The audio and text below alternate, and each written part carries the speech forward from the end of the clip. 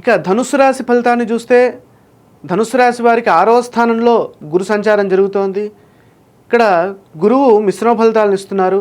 దారా పుత్ర విరోధశ్చ స్వజనే కలహస్తథా చోరాగ్నిరుపభీతిశ్చ షష్ఠస్థే భవేద్ గురు.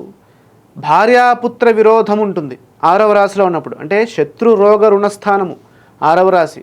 అలాంటి స్థానంలో గురు సంచారం జరుగుతున్నప్పుడు ఇంట్లో వారితో ఎక్కువగా కలహాలు ఏర్పడతాయి.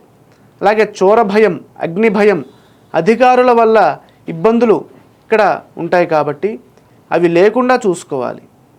షష్ఠే మంత్రి నిపీడయంతి రిపవః స్వజ్ఞాతయో వ్యాధయా, అంటే వ్యాధులు పెరగకుండా చూసుకోవాలి. ఇక్కడ శత్రుపీడ ఎక్కువగా ఉంటుంది. జ్ఞాతులచే పీడ, జ్ఞాతులు అంటే మనకి బంధువర్గంలో ఉన్నటువంటి వారు ఎక్కువగా ఇబ్బంది పెడుతూ ఉంటారు. అలాగే రోగబాధలు ఎక్కువగా ఉంటాయి. కాబట్టి ఈ ధనుస్సు రాశి వారు బంధువులతో జాగ్రత్తగా ఉండాలి, కుటుంబ సభ్యులతో తగు జాగ్రత్తలు తీసుకోవాలి. ఎవ్వరితోటి వాదోపవాదాలు చేయకుండా నవ్వుతూ సమాధానాలు ఇస్తూ శాంతంగా ముందుకు సాగినట్లయితే వారికి అన్ని విధాల శ్రేష్టమైన ఫలితాలు సిద్ధిస్తాయి. విస్తృతంగా చూసినట్లయితే ఇక్కడ షష్ఠ స్థానంలో గురు సంచారం చేస్తున్నప్పుడు ఎక్కువగా మనకి ఆటంకాలు అనేవి పెరుగుతూ ఉంటాయి, చిక్కులు ఎక్కువగా ఉంటాయి. అవి లేకుండా చూసుకోవాలి. ఆటంకాలు ఉండకుండా ఉండాలి అంటే మనం ఏం చేయాలి? ముందు చూపుతోటి వ్యవహరించాలి. ఇంటా బయట మిశ్రమ ఫలితాలు ఉన్నాయి కాబట్టి చాలా జాగ్రత్తగా ఉండాలి. శత్రువులు ఎక్కువ అవుతారు. శత్రువుల వల్ల ఇబ్బంది కలగకుండా చూసుకోవాలి. అంటే అందరినీ కలుపుకుపోయినట్లయితే శత్రువులు మిత్రులు అవుతారు.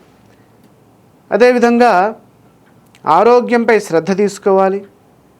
సంతోషంగా ఉండేటటువంటి కాలము తక్కువగా ఉంటుంది గురువు 6వ రాశిలో సంచారం చేస్తున్నప్పుడు. కాబట్టి ఎక్కువగా మనకి అనవసరమైనటువంటి విషయాల్లో కలగజేసుకోకుండా, అనవసర విషయాల్లో తలదూర్చకుండా ఉండేందుకు ప్రయత్నం చేయాలి.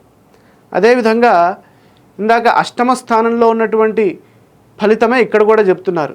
చోర అగ్ని నృపభీతి, అంటే చోరుల వల్ల భయం, అగ్ని వల్ల భయం, నృపుల వల్ల భయం, అంటే రాజులు పై అధికారుల వల్ల భయం ఎక్కువగా ఏర్పడుతుంది. కాబట్టి ఉద్యోగంలో సకాలంలో పనులు పూర్తయ్యే విధంగా పనులు చేసుకోవాలి.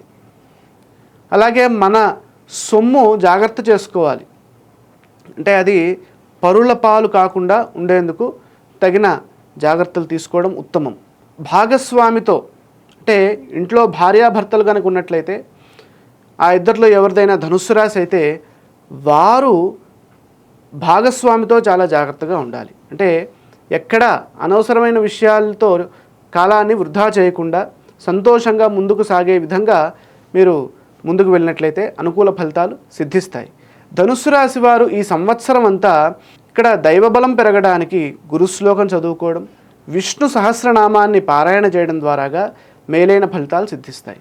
అలాగే ఈ సంవత్సరము విద్యార్థులు, అలాగే పెళ్లి కాని వారు చేసేటటువంటి ప్రయత్నాలు అక్కడ మిశ్రమ ఫలితాలుగా ఉంటాయి. కాబట్టి విద్యార్థులు విశేషంగా ఏకాగ్రతగా చదువుకోవాలి. అలాగే వివాహ ప్రయత్నాలు చేసేవారు కూడా ఎక్కడ నిరుత్సాహం చెందకుండా బాగా గొప్పగా ముందుకు సాగాలి. ఈ సంవత్సరం అంతా గురుశ్లోకం చదువుకోవడం ద్వారాగా మేలైన ఫలితాలు సిద్ధిస్తాయి.